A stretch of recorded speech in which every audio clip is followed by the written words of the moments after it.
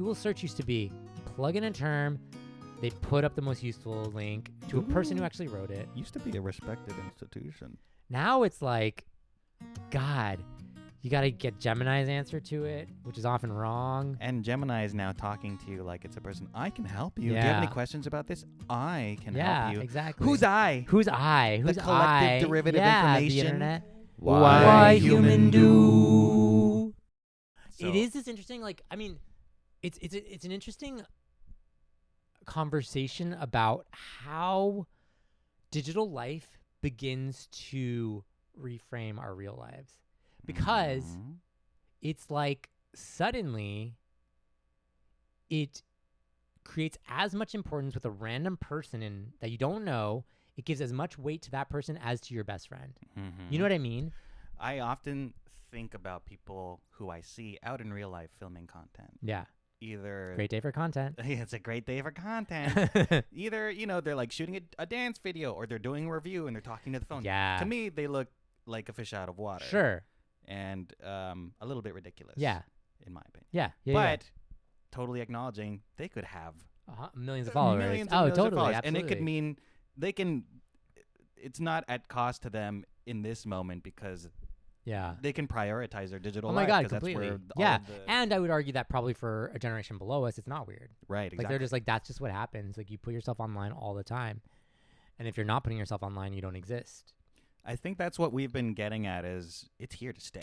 Well, that was the thing. So like my going back to social media a little bit was like, and I liked this for a long time, but now I was like, maybe this is like, I need to think about it more. But like for a while I was like, oh yeah, I don't like that people don't know. I liked that people don't know about my life. Yeah. I was like, it's cool. Like the only way people reach out to me is through text or email. And I was like, that's a great way for me to feel Same like for me. if you, and like, look, yeah, I do sacrifice like maybe not getting invited to something because I'm not top of mind. But now I'm like, oh, in some way, like, do you stop kind of existing 100%. if you're not online a little bit? You know what I Yes. mean? Like, do you stop? People literally forget about you.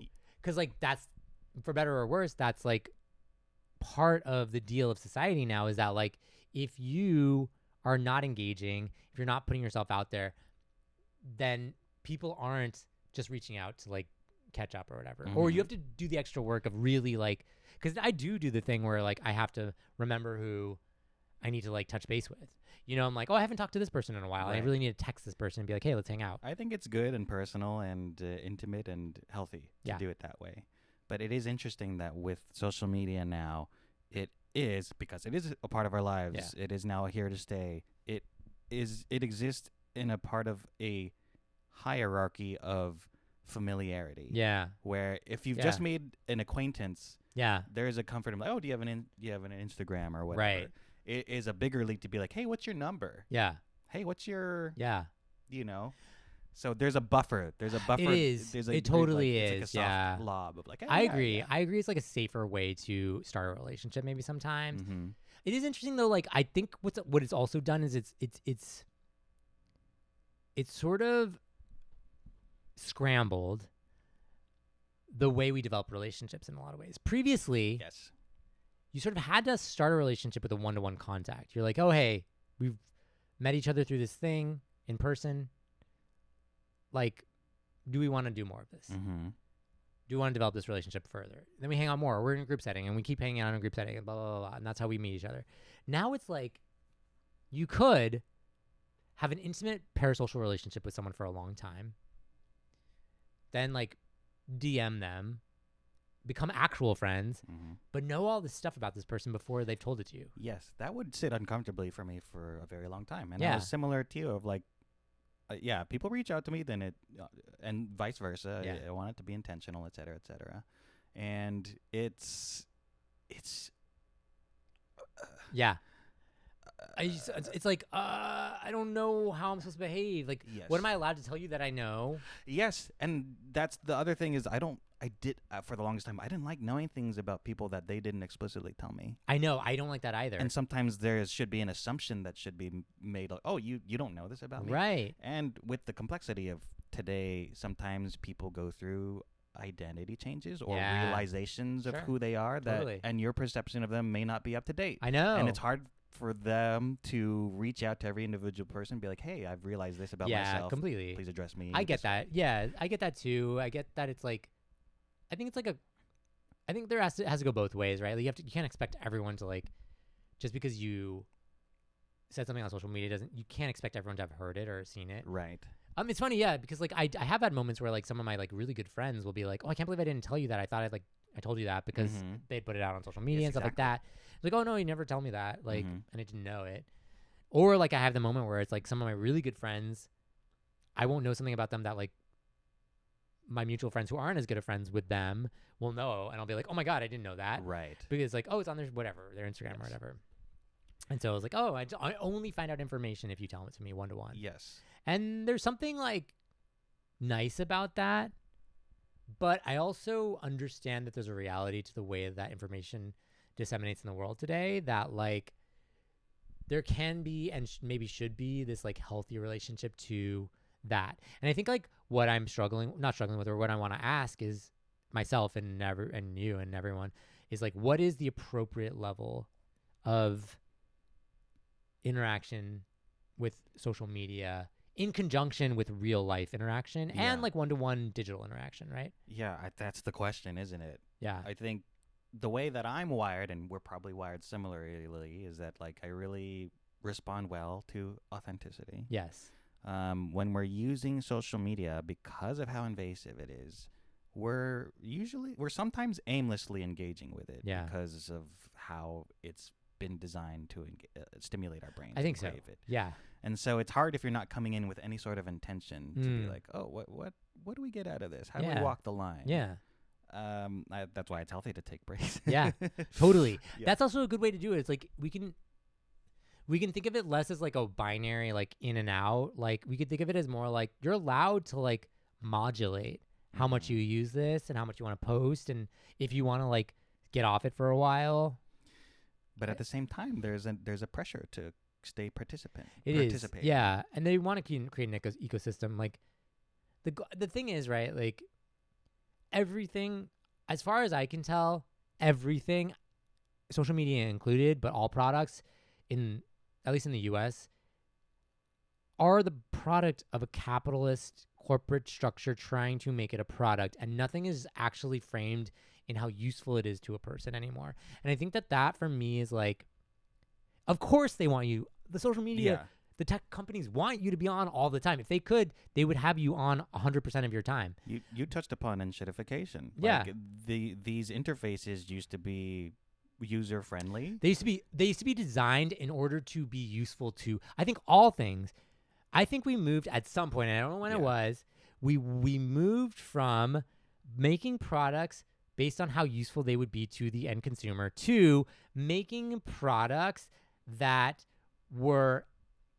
optimized corporate profits as much as possible. So that could be how addictive they are. That could be how much they wanted to optimize you cycling through those products. That could be a number of different things, but they're not optimizing for how useful the product is. Mm-hmm. And there was a time when the two were more aligned. Yes. When like how good a product was what made it corporate profitability. Yeah. And I think we've somewhere along the way moved away from that. Throw a dartboard and say mid-2010s. Throw a dartboard? We started. Yeah. I want to throw a whole dartboard. I want to throw a dartboard at the dart and hope it lands. Yeah. And I want to say mid-2010s. Mid-aughts? Yeah, the mid. What are the aughts? The 2000s? Those are flat 0, And what's the tens? Tens. Oh, that's why I call them tens. Okay. Yeah. Mid-tens. Later aughts, but probably more like the aughts is within the 0 to 9. The zeros, yeah. And then I just... Well, social media didn't really come of age until 2010s. Yeah, exactly. It was there. The smartphone came out in 2007, right? Is that right? I think so. I think that was the iPhone. And then from there, like social media really developed. Right. Not that it wasn't online, but I think smartphones really was the game changer to social media because of tracking, made it accessible. Phones having cameras. Yes. Video recording, uploading directly from your phone. Yes, all of that. But yes, I think in the mid-10s, it was when we sort of... And then I think we probably reached this like turbocharge in this decade, in the 2020s. Yes. And that's when algorithms became so hyper-specific. The pandemic was when really, I think, was an interesting inflection point for digital life because everyone was at home and because people were sucked into the algorithm and because they could fine tune it so much. My theory. I don't know if that's true, but the amount that people were forced to be online. Yes. It's like if you're cavemen and there's a storm outside, well, look at this big cave that we can shelter in. Yeah. And it was a terrifying storm. Yeah. And you're like, hey, this cave is pretty comfortable. Yeah. Maybe we stay here. Yeah. That's what social media was for a lot of people for the pandemic. It was like, oh, okay, we're back in. It's comfortable here. Totally. I mean, it was the only place we had also. Yeah. I mean, like literally, I was maskless at the grocery store. I know, right? No, I'm kidding. Not me. I was running through crowds. Going. The other thing, yeah. Sorry. The other thing I think we could talk about too is like how the internet and social media used to feel more like a grassroots built upward, and now I realize so much about how like these broad stroke changes from the top down can totally transform a platform. 100%. So like I think the classic example is like Elon Musk buying Twitter, and like how suddenly like a top down decision completely transforms the environment and can totally send users flying out of the ecosystem. And I think like we have to also remember that like now the like monopolistic tendencies of these tech companies and social media platforms, how one big sweeping change at the top will transform the usefulness of the social media and how the culture of it. Reddit went public. Yeah. Right? Oh my God. And immediately it's totally changed. Yeah. There are AI bots that are the dead internet theory, right? Yeah. In effect, where just like old posts are reviving themselves and bots are talking to each other. Yes. And engagement bait and all these sorts of things. Right. And the pulling back of useful features. I know. I even heard this even scarier thought of like how bots will transform our language because like bots will be responding to bots, and then they will start to fill the lexicon of the internet. They will start to build it up, and pretty soon, the majority of language on the internet will be based on bots. And then we'll as humans, start to pick that up too, and that will become the reinforcing, like, language of the internet and of the world. Yeah, and like on the topic of language, the exploration of getting around censorship on TikTok, where people won't engage with using Unalive or whatever, like that, and grape and all of these sorts of things. It's corn. Corn, exactly. Yeah. It's a euphemistic treadmill that starts happening, and it happens to survive on that platform. Yes, but it starts affecting real life. Right. And yes, totally. That's a which like I'm here for. Like that's always been a case. Like development of like language oftentimes has come from like trying to from essentially like youth culture trying to fill in the blanks or like avoid censorship or whatever. Any of that stuff has always been true. But it's like when that stops being authentic and it stops being of humans doing it, I think that becomes scary. It becomes scary, but I think what's more important to me is that it doesn't become tasteful. I know, right? There's some turn of phrase that I'm just like, no, we can't. We need to put a moratorium on I know, right? Yeah. And I'm all here for like exploring the legitimacy of like countercultural like moments and like language. But I think my sense is that the internet, on top of becoming useless, for the most part. Well, no, there's still useful. No, there's so much to it. It's just a lot worse. Yeah, it's a lot worse. There's usefulness to it. It's just you have to like get through it. But just that like everything is fake. On top of like that's useless. It's that it's all fake too. That nothing is real. That everything has an ulterior motive. Google search engine. I mean, yeah, totally. Again, Google search used to be plug in a term, they put up the most useful link to Google a person who actually wrote it. Used to be a respected institution. Now it's like, God, you got to get Gemini's answer to it, which is often wrong. And Gemini is now talking to you like it's a person. I can help you. Yeah. Do you have any questions about this? I can help you. Yeah, exactly. Who's I? Who's I? Who's the collective derivative information. The internet. And I'm like, God, you guys are you're wasting energy and water on this answer when you could have just sent me a link to something that's useful. Yeah. And your ads or like, here's the most useful link. Like I've summarized it for you, or here's the main takeaway from it or something like that. Like don't give me the wrong answer because you're getting fed bad information. Yes. The critical thinking is something that needs to be understood before engaging with the internet nowadays. Yeah. I think it's like the important thing to note for me is like we have to remain vigilant at all times. And it's like, how can we effectively use the tools and the benefits of social media without letting it compromise our personhood? Yeah. And that's the challenge at all times.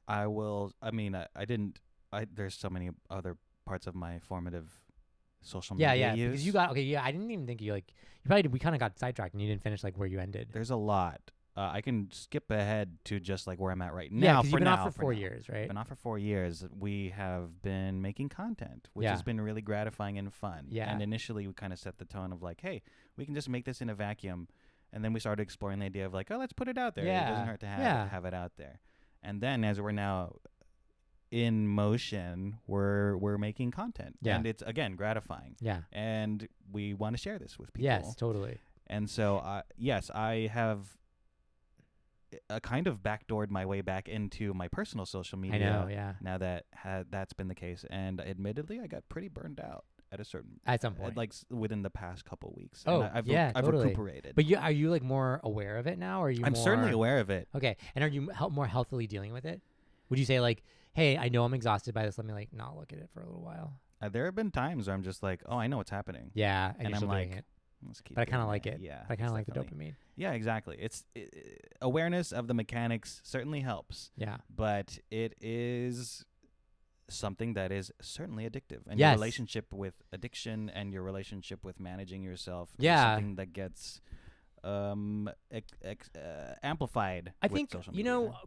a thought I'm just having right now is like maybe instead of approaching it as like, let's limit social media, maybe, because I've heard this actually done in a way for food intake. Instead of like being like, I can't have the candy bar, be like, I can have the candy bar, but I also need to eat like a bag of carrots first. Right. And so like it does two things, right?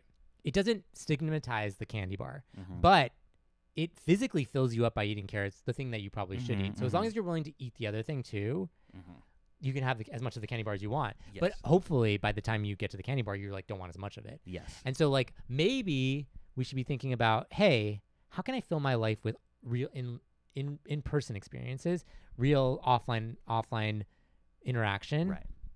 And then you leave yourself less room for like the social media time. That is a very, very... That is something that is worth highlighting several times over and over and over and underlining, is that like that's what social media, it fills in the gaps for a lot of people that aren't getting, that aren't fulfilled in any particular way. It makes you feel like you're social without having to always be engaged. Right. It delivers the like, you can lurk, and it delivers the result without the work in some ways. And this is getting sort of mechanical now, but we're talking about dopamine, yeah. right? And if you engage in dopaminergic activity early in the day, you're less likely to have the willpower, the motivation, etc., to do the things that you probably should be doing. Yeah. And there's a difference between passive things that you probably have to do. If you work a job, that's not something you're actively... It's like you have to do your job, right? You have to do your chore, whatever, etc. Yeah. But like things that you actively choose to do for yourself. Hey, I'm going to journal this morning, whatever. Right. I'm going to take it. If you are able to have the, I don't know if the word is discipline, because there's just discourse on the idea of like discipline, willpower, motivation, whatever it is. It's important to not subject yourself to dopaminergic activity so early in the day. Yeah. You're not going to eat your candy before you eat your carrots. Right. So yeah, it's like do the harder thing first. And you're better equipped. Yeah. Because if you do it the other way around, you will have a hard time. Totally. Because I've bargained with myself before. Like, hey, let me do some of this real quick. Yeah, I know. And then you get sucked into it nighttime. For sure. And look, I totally do that too. It's funny. I think not really counterpoint, specific personal experience. Yeah. I know from all the studies, you're not supposed to start the day or end the day on social media, like swiping and stuff. You're supposed to like start the day, like you're saying, like off, like don't spiral first, or don't fall into the trap first, like do your other things first. And at the end of the day, don't like wire your brain. But, and I know this, But for whatever reason, Terry's built different. I need that like ease into the day of like swiping a little bit. And at the end of the day, the decompression of swiping. Yeah. No. And it doesn't, for some reason, it doesn't wire my brain in the same way. Like it actually winds me down, swiping a little bit and then turning off the phone and then immediately going to sleep.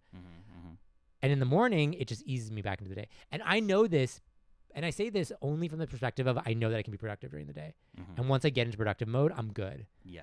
And it also acknowledges the fact that like in my formative years, grew up without social media and I developed the ability to do all this stuff in the absence of it. So I want to acknowledge that that's like a personal experience for me and that like not everyone today can do that. Yeah, it's interesting. By contrast, I grew like some of the earliest spaces, my earliest spaces, because I wasn't a particularly socially adept kid, was in online spaces, and usually to some degree of anonymity. Chat rooms, gaming, you're presenting yourself through an avatar. Yeah.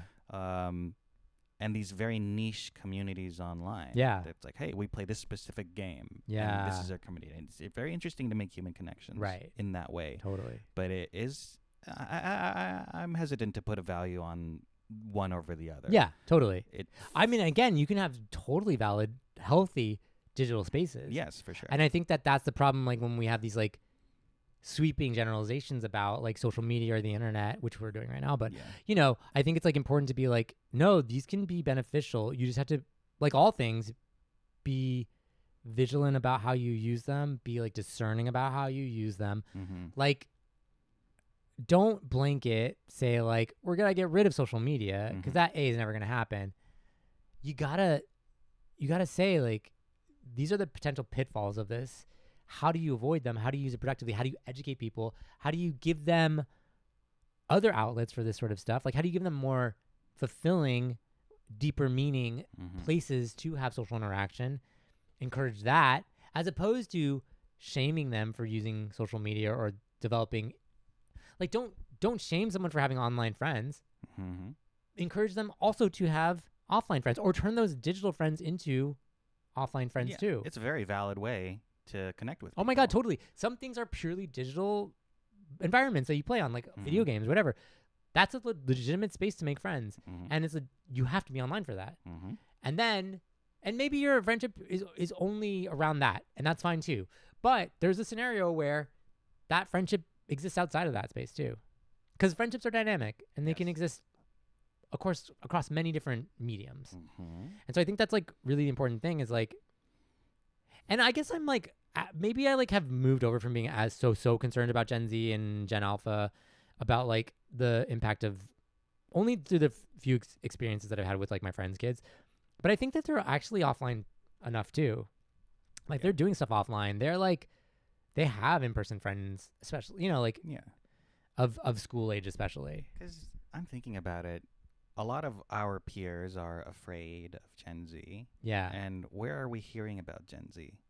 Through online spaces. Yeah, completely. So we're being presented a version of the younger generations. Yeah.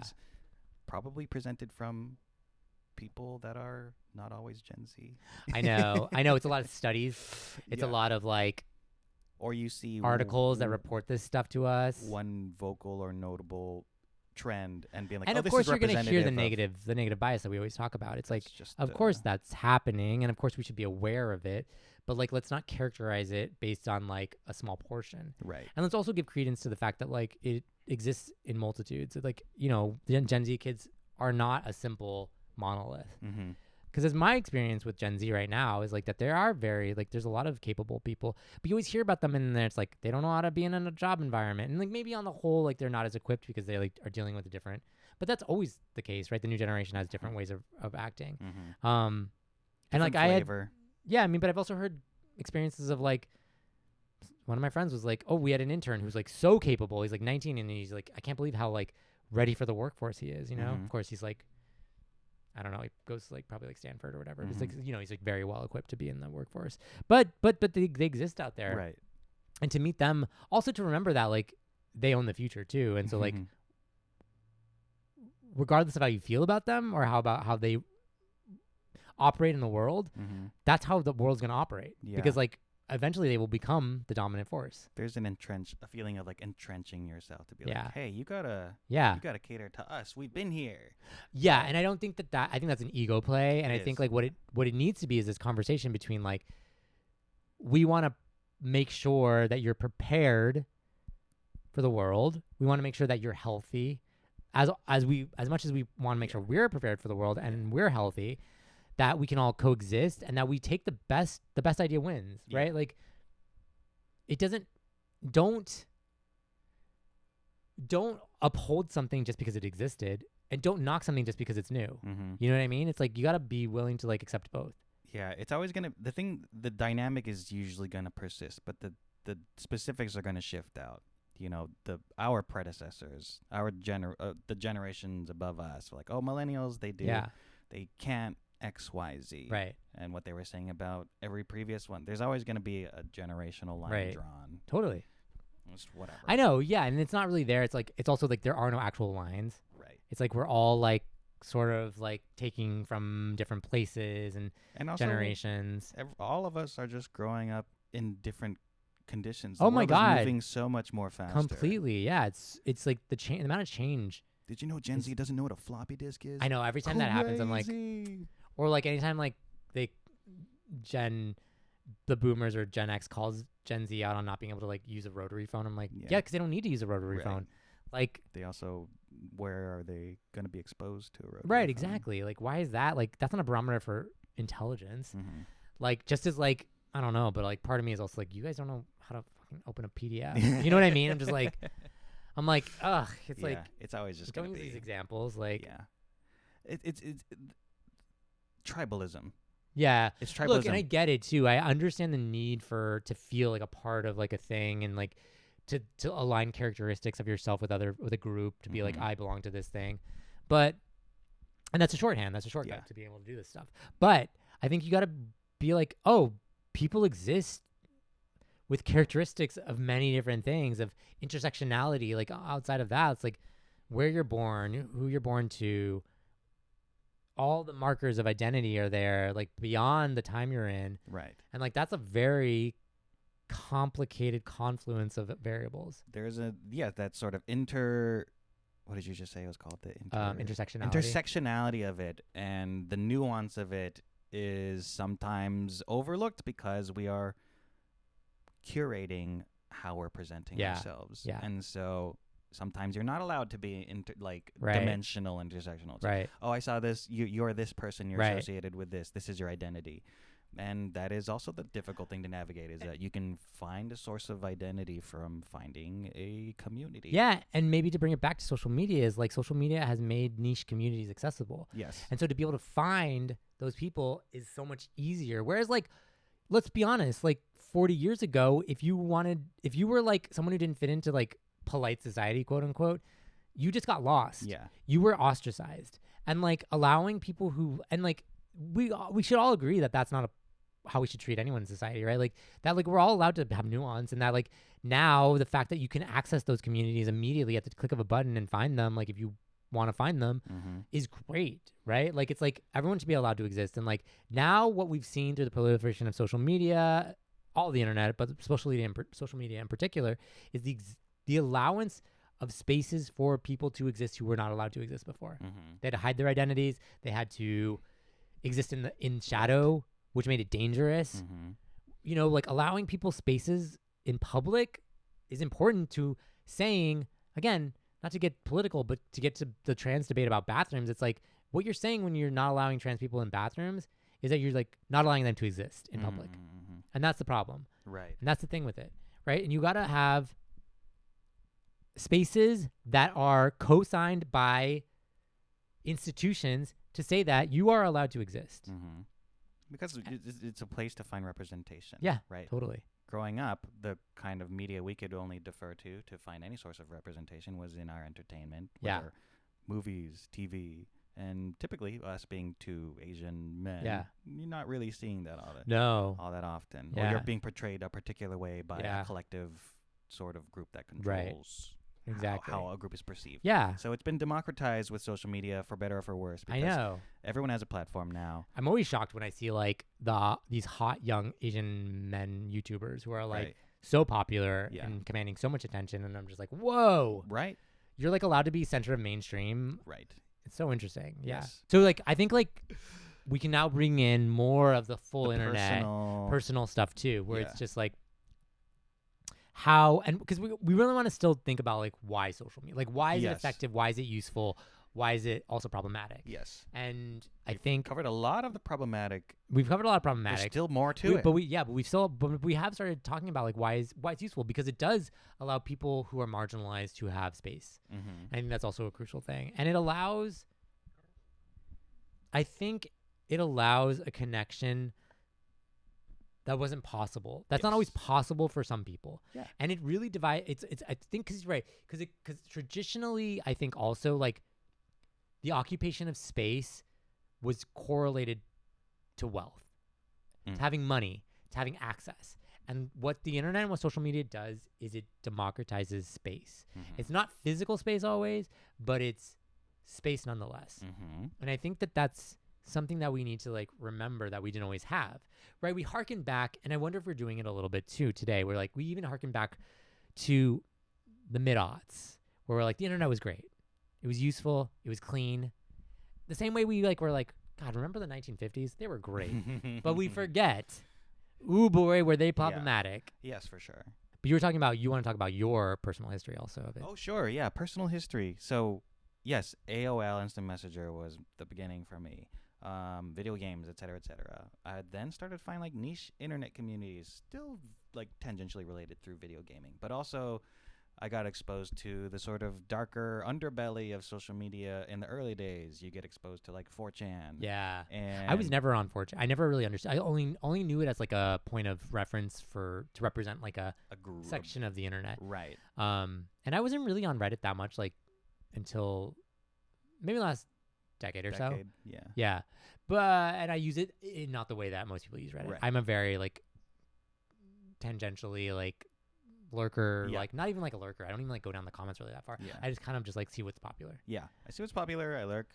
And then they're just specific sub-communities that are useful for if you're trying to get research on any particular thing. But then again, it has become less useful. Yes, exactly. Because it's been flooded with bots. Yes. I think there was a point where like you would go to Reddit to like, because so like the inshitification, the sort of like aspect of the internet is maybe encapsulated in this example. It's like when you wanted to buy a backpack, there was a time when you could go online and like read some dude's review of backpacks, and you could trust that he was actually reviewing it. Mm-hmm. But then there became like an internal or like a little like ecosystem of like people who reviewed backpacks, and suddenly they were sponsored, and they all became sponsored posts. So you couldn't trust them anymore, but you could trust Reddit because they would always. Because at least all the like community aspect of it would keep people honest. The early wave of Redditors were relatively counterculture. Yeah. And so they had a vested interest in just being like, and being honest and being truthful. Yeah, we say it how it is. Like when your ethos is the truth, then you get the truth. But then Reddit became public company. It also like started becoming more corporatized. It started having bots. So suddenly the goal isn't truth, it's money. Yeah. And so now you have sponsorships that you have companies and ads that you have to like, first and foremost, be the primary sort of like person you answer to. It's subversive. I remember I was trying to do research on mattresses at some point within the past few years. And then I realized when I would be able to regularly rely on the discussion format. Yeah. Someone would point out like, hey, this person that's saying this right now, they're an account for this company. Yeah. It's like the infiltration of pretending to be authentic. That's the thing, right? That's what's happening. Yeah. And I'm totally here for that like Reddit account that's like from the company being like, hey, I want to answer these questions. And like, you might not have liked this, but actually here's what the deal is. That's fine. Transparency. But if you're going like... But if you're like a fake bot who's like, oh, this is the best backpack I've ever owned. Whatever, blah, blah, blah. Yes. And then that's when it gets problematic. Right. To loop it back to my personal history. Yeah. So I've existed in a lot of these niche kind of things because, again, wasn't a particularly socially adept kid.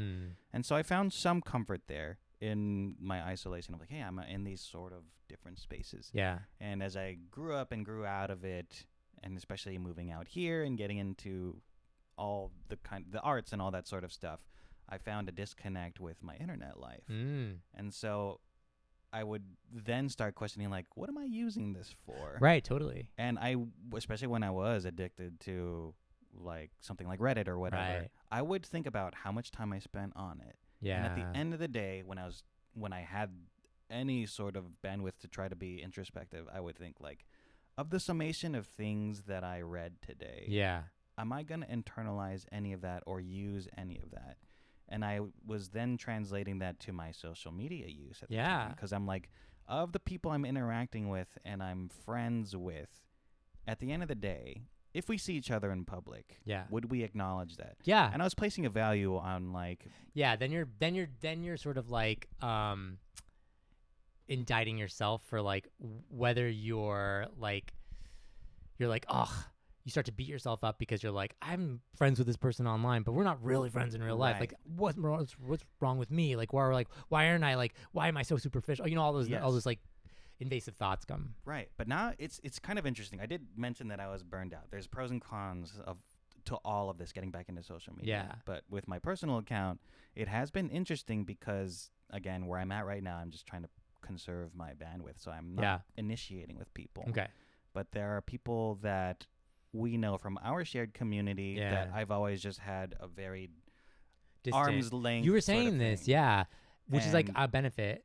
It is of the social media because they didn't have to read, and because it's very interesting because it doesn't need to be verbal anymore. I know, or even like any degree of communication based, like texting or anything like that. Sometimes just the fact that someone whom you might have thought like, oh, this person doesn't really care much for me, or like is not, I'm not, or doesn't think much of me, either went out of their way. I'm being careful not to describe too much of like intention behind it. Of course, went out of their way to try to friend me, looks at my content. Oh, sure. Is like responding to my stuff, not verbally, but just like a nice. Totally, It is it's social media is like that buffer of intensity of like, hey, do you want to be friends? And I think also like, because I realize I can get into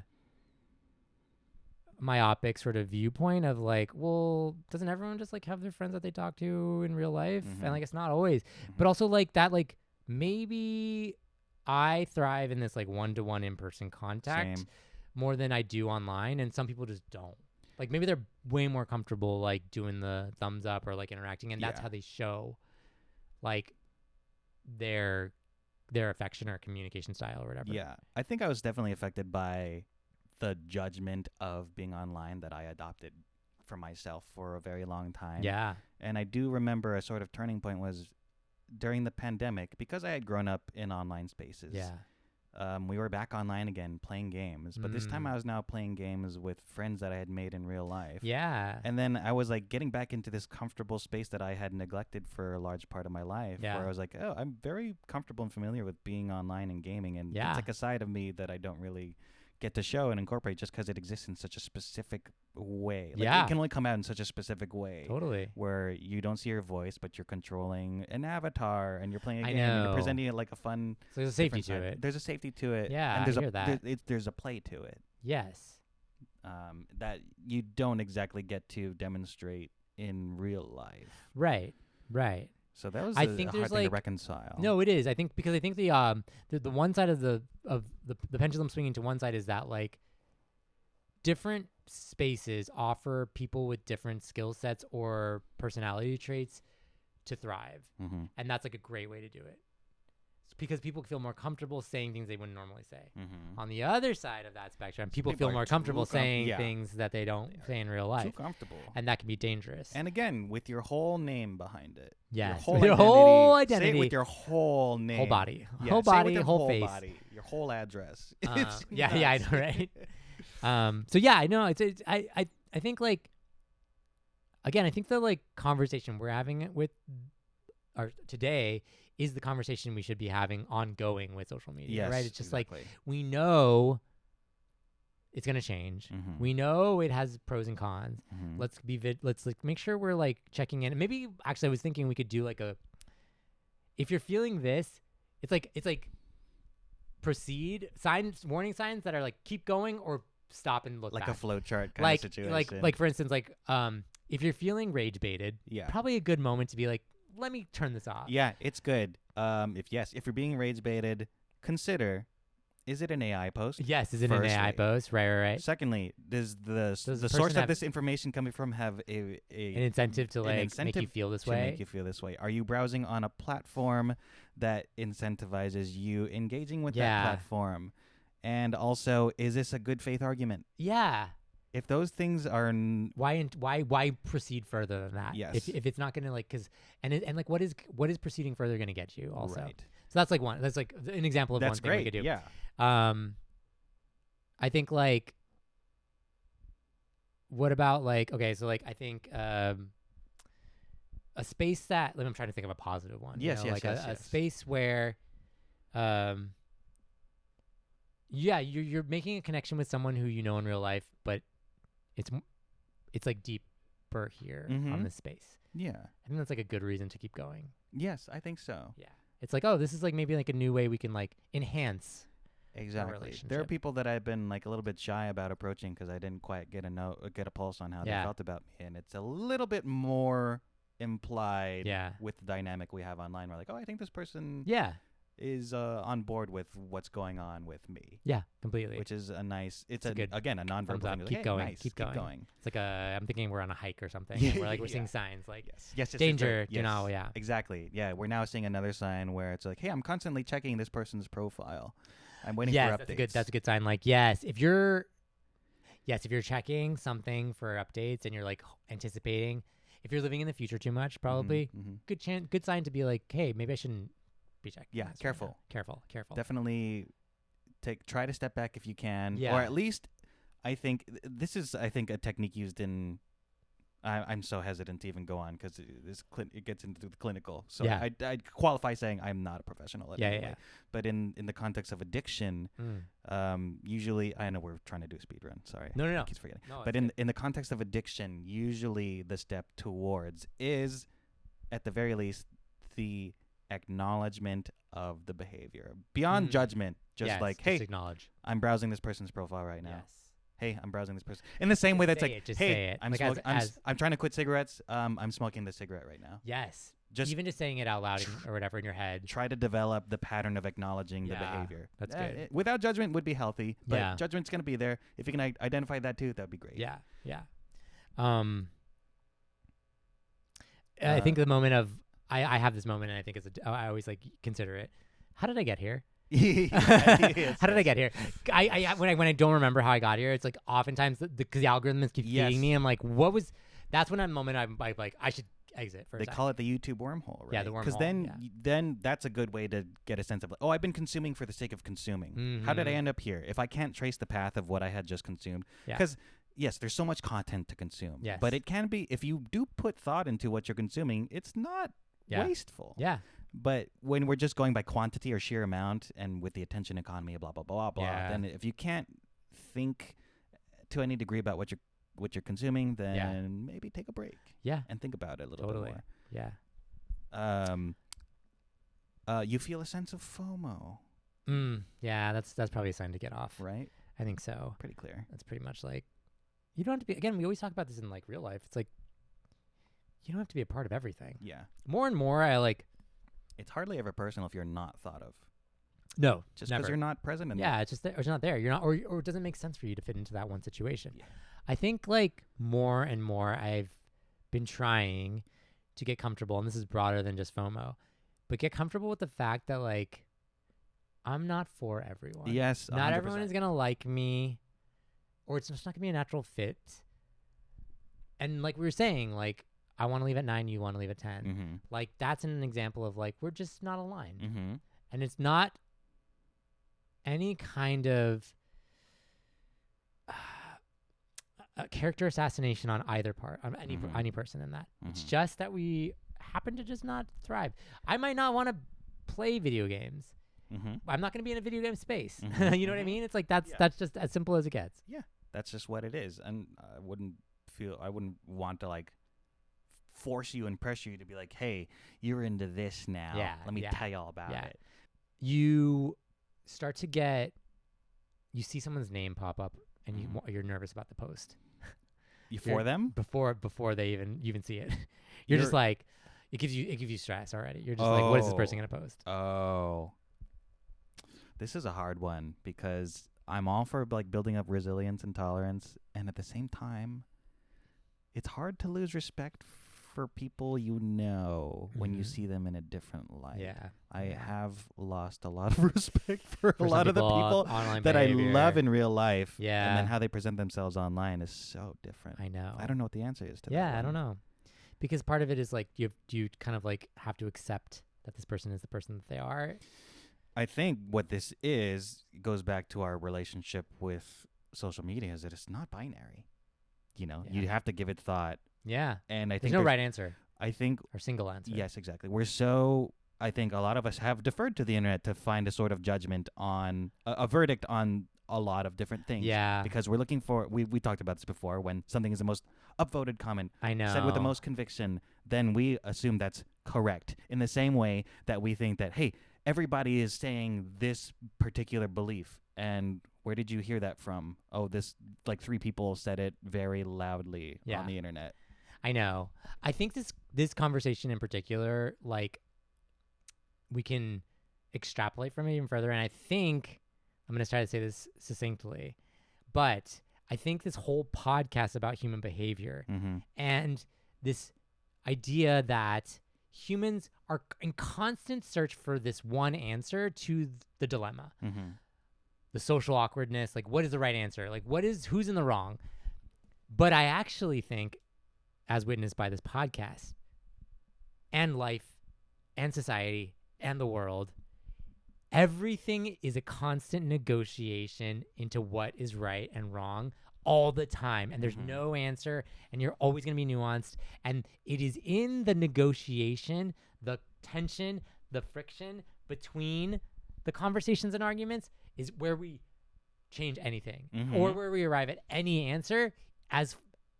Even as fleeting as that answer might be, we arrive at something. And I think like that is the entire point of everything.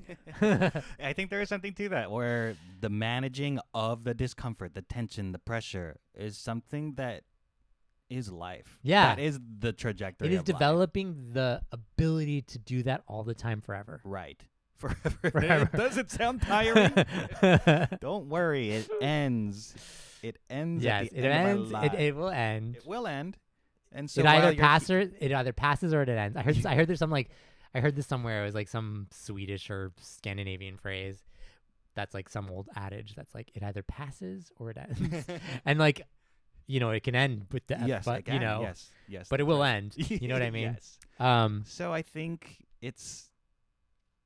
these spaces exist. It's very easy to judge them. Yeah. And to draw a line and not be a part of something. Yeah. And at the same time, we are social creatures. Yes. By nature. And this is with language. Specifically, we have language. There are other social creatures out there, but we're social creatures with language. And we use tools. Social media being one of them. So do finches. Ooh, I love that. These like. No, they're browsing. Oh, no, they got their own social media platforms. No, you're right with the tools. Yeah. But I think that's the important thing is if you are not managing a relationship with tension and your ability to handle difficult things, then you will be in a place where you don't want to challenge yourself. Yeah. And life becomes stagnant. That's my judgment. Yeah. Life becomes stagnant. Be wary of value judgments. Be wary of how you're living your life. And all like any sort of sweeping generalizations, be like wary of those. Because we're being, to start a little bit back to social media, which is what we're talking about. But like, again, we're deferring to what the broad, and there's such a pressure to be a participant in it. If you don't agree, you're villainized or you're othered. Yeah. I would, maybe like the takeaway from this argument is also like, or for this conversation is like, let's not unilaterally like decry social media. And maybe even let's not like put a pejorative like get off social media or stop using social media or reduce your social media consumption. Let's like frame it as like develop other stuff too. Like don't allow the algorithms to tell you what you should consume, because that's what they're doing every day. Get out there and discover some stuff on your own too. There was this conversation around drugs and particularly hallucinogenics. And I remember reading some discussion where some person was like, I just want to experience ego death. Oh. I want to completely detach from my ego. And someone raised a counterpoint of like, why don't you just like befriend your ego? Oh, it's there for you to don't try get rid to of protect it. you. Just like acknowledge it, be one with it. Yeah. Yeah, because a lot of times, that probably the underlying assumption from like that person seeking ego death was like, ego is bad. Mm-hmm. I don't have a relationship with my ego. I want to I just separate out it's from ego. In the way, et cetera, et cetera. But I don't there is something to just being like, we exist together. I always think about like even just like the movie The Babadook. Do you ever watch that movie? It's a horror movie. It's a slight spoiler ahead, but like essentially like you've already spoiled the. I've already spoiled the Odyssey. I'm sorry, but essentially at the end of the movie, she like ends up like living with the Babadook in the basement. The basement's there because it's supposed to represent like grief. Yeah, trauma. I guess like just like it's motherhood and stuff like that. Just have to like cozy up to it, feed it a little bit, but keep it at bay, keep it contained. Yeah, you know, if you know the nature of what it is and what it does, don't be I mean, it's not. Yeah. Social media is the Babadook. It's social media, I think if there's anything you take away, me having not seen the Babadook, yeah. Social media is the Babadook. Put it in the basement. Put it in the basement where it belongs, and engage with it in a basemently way. Yes. I feel like we probably have. That's enough for 2 episodes. Yeah, it's enough for 2 episodes. That was part 2 of our. Do you want to have any closing thoughts? Any quick wrap up thoughts? I think just a very interesting turn from my trajectory of being online. Yeah. Rejecting online. Yes. Getting back into it. Hey. There's more perspective. Did you in your journey say, I want the death of my ego, but now I want to cozy up to now I want to befriend my ego? Yes. But in social media instead? Yes, exactly. This has been a crazy drug trip for me. Yeah, I think so. I think if, just speaking personally, I think as an avoidant person, it's very easy for me to justify not doing some things in the name of whatever, taking a moral stance or whatever. And we're here on this planet. We occupy our physical space. The digital space is one that's now available to us. Yeah. And the cultural trend right now is to keep conceding space to other people who seem more powerful or more evil or more wealthy. And we have to occupy our spaces. Yeah. And I know everyone's annoyed at like, oh, too many people have platforms now. That's just where we're at right now. Yeah. So use it. Yeah. I think that's right. I think you just have to acknowledge that like this is just one more evolution of like identity and like where we exist in social spaces. And we haven't even tapped into the creative aspect of like, if you're a creator, we're in the creator. I mean, like we're creators of like we're only recently of content, but we were like more like, I would say like artists. Yeah. Dare we say. So like we weren't really producing content for content's sake, but we just like wanted to make stuff. And so like there is the reality of like if you want to be a producer of art, you have to share that art. And how do you share that art? It's through social media. One of the ways is social media. Yeah. Fortunately, we don't have the traditional system anymore. Or it's just not as effective. Right. Yeah.